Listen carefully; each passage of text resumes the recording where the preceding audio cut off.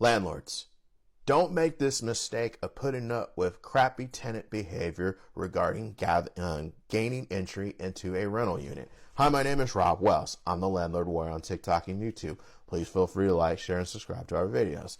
Now, I just talked with a landlord just now about they were having problems getting access into a rental unit. In this case, it was to perform some inspections needed for the sale of the property. The tenant refused entry several different times.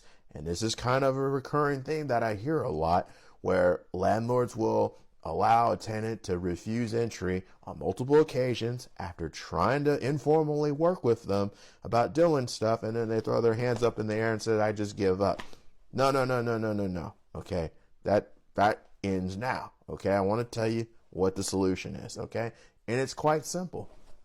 Okay, so under California law, a landlord can enter the rental unit on certain conditions. Okay, and the two main grounds of how you can enter the unit is one, through consent, and second would be by a lawful written notice. And that's all prescribed under Civil Code 1954. Okay, and the landlord can make entry for several different reasons under Civil Code 1954, such as to effectuate necessary repairs, to facilitate the sale of the property, for example, showing potential buyers the property, or to conduct necessary inspections.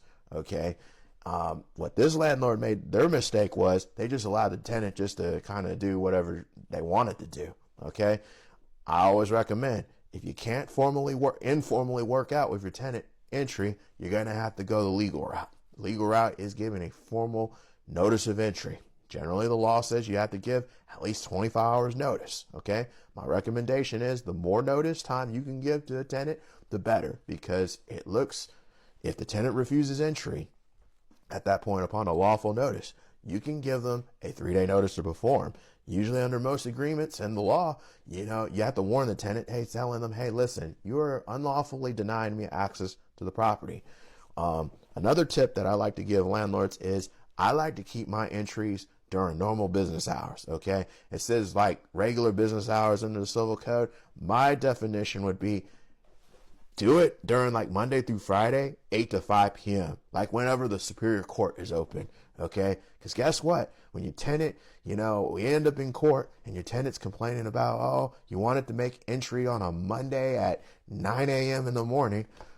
My argument's going to be, Judge, the court is open during those business hours. Okay, and we gave the tenant ample notice.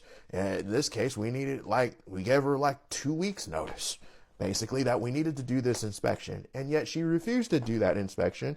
And then that way, when we do the 3-day notice to perform and the tenant doesn't comply, we ever end up in court, the tenant just looks unreasonable, basically. And my position, my argument would be, Judge, we tried informally. We did the formal notice route during normal business hours, like when the court's open, and this tenant still wouldn't let us in. And we're trying to get our inspections done, and that's allowed by law. And hopefully I can get the judge to browbeat the tenant and go what are you doing? And then there you go. So those are my tips.